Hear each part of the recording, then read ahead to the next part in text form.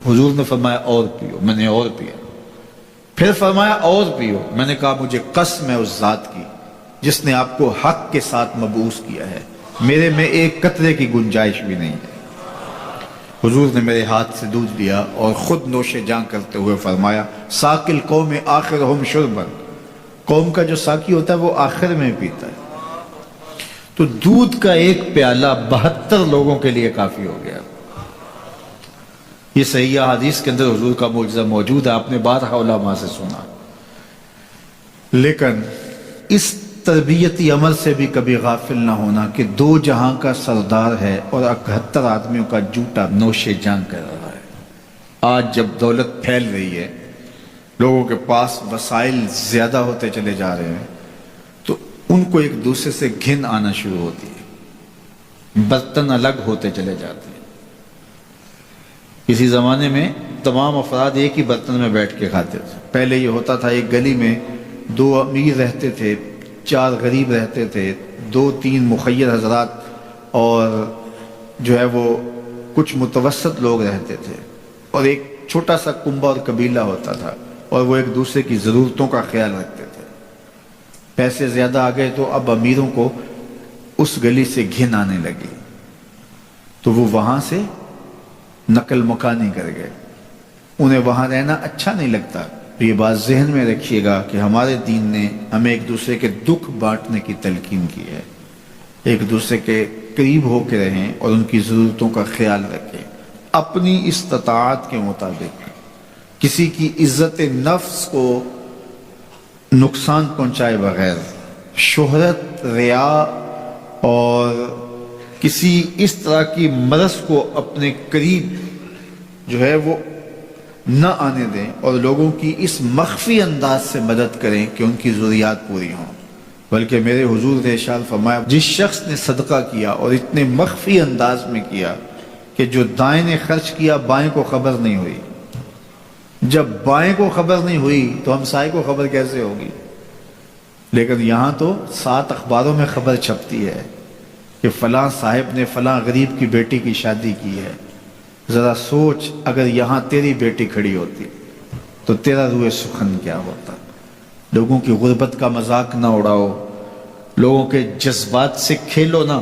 اللہ نے اگر آپ کو کچھ عطا کیا ہے تو پھر لوگوں کی ضرورتوں کو پورا کرو، لیکن ان کے جذبات سے مت کھیلو اور لوگوں کی ضرورتوں کا پورا خیال۔ حضرت ابو ہریرہ فرماتے ہیں رضی اللہ تعالیٰ عنہ کہ بھوک کی شدت سے میری کمر دوری ہو گئی، تو میں ڈرا کہ کوئی مجھے نقصان نہ ہو، تو مسجد نبوی کے ایسے گوشے پہ بیٹھ گیا جہاں لوگوں کا گزر ہوتا تھا۔ میرا خیال یہ تھا کہ کوئی شخص مجھے دیکھے گا اور دیکھ کر کے پہچان جائے گا کہ مسئلہ کیا ہے، لیکن جو بھی گزرتا سلام کر کے چلا جاتا، شاید اسے جلدی ہوتی، یا پھر ہستی پلکوں کے نیچے غم بھی پلتے ہیں، مگر کون دیکھتا ہے اتنی گہرائی میں۔ میں نے سوچا کہ ایک قدم اور آگے بڑھوں اور آنے والوں سے ہم کلام ہوں، جب میں ان سے بات کروں گا تو میرے لہجے سے وہ میری آواز کی شکستگی سے پہچان جائیں گے کہ میرا مسئلہ کیا ہے۔ تو کہتے ہیں حضرت عمر رضی اللہ تعالیٰ عنہ آئے، میں ان سے کوئی مسئلہ شرعیہ دریافت کیا، لیکن شاید انہیں بھی جلدی تھی، انہوں نے مسئلہ بتایا اور آگے بڑھ گئے۔ میں پریشان تھا کہ حضرت سیدنا صدیق اکبر رضی اللہ تعالیٰ عنہ آئے۔ میں نے ان سے بھی قرآنی آیت کے بارے میں سوال کیا، لیکن وہ بھی جلدی میں تھے اور انہوں نے بس آیت بتائی اور آگے گزر گئے۔ تو فرماتے ہیں کہ میں ایک عجیب کیفیت میں مبتلا بیٹھا تھا کہ ایک جانب سے روشنی اٹھی اور دل و قلب و نگاہ کا مرشد اولین آ گیا۔ تو کہتے ہیں حضور آ گئے، تو چونکہ میری عادت بنی ہوئی تھی کہ میں ہر آنے والے سے مسئلہ ہی پوچھ رہا تھا، تو میں نے حضور سے بھی مسئلہ پوچھ لیا۔ تو حضور نے میری جانب دیکھا اور پھر زیر لب مسکراتے ہوئے بولے ابو ہریرہ بھوک لگی ہوئی ہے۔ میں نے کہا جی حضور مجھے بھوک لگی ہے۔ کہا میرے پیچھے آ جاؤ۔ حجرات اقدس کی قربت میں حضور پہنچے تو اہل خانہ کو آواز دی کچھ کھانے کے لیے ہے؟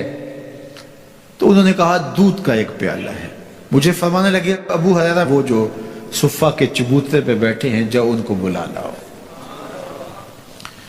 کہتے ہیں دودھ کا ایک پیالہ، اور مجھے تسکین ہوئی تھی لیکن 70 آدمی بیٹھے تھے وہاں. خیر حکم تھا، میں بلا لایا، میرے ہاتھ میں دودھ کا پیالہ دیا، کہا ابو حریرہ دائیں سے شروع ہو جاؤ. اب میں ایک شخص کو پیالہ دیا اور دودھ کو دیکھنے لگا، اور وہ سیراب ہو کے گٹا گٹ پینے لگا. اپنی بھوک اور پیاس مٹا چکا، اور میں نے دیکھا کہ ایک قطرہ بھی کم نہیں ہوا. میرے اندر جو پہلے وسواس اٹھ رہے تھے اور مجھے جو احساس ہو رہا تھا وہ مٹ گیا. پھر میں نے دوسرے کو پیش کیا، اس نے بھی سیراب ہو کے پیا لیکن دودھ ایک قطرہ بھی کم نہیں ہوا. پھر میں نے تیسرے کو دیا، چوتھے کو دیا. 70 آدمی دودھ پی گئے لیکن دودھ میں سے ایک قطرہ بھی کم نہیں ہوا. لگتا تھا رب نے اس دودھ کا تعلق حوض کوثر سے جوڑ دیا. تو حضور نے فرمایا ابو حریرہ، میں نے کہا جی حضور. فرمایا کون باقی؟ میں نے کہا حضور ایک آپ باقی اور ایک میں باقی. تو فرمایا اب تم پیو.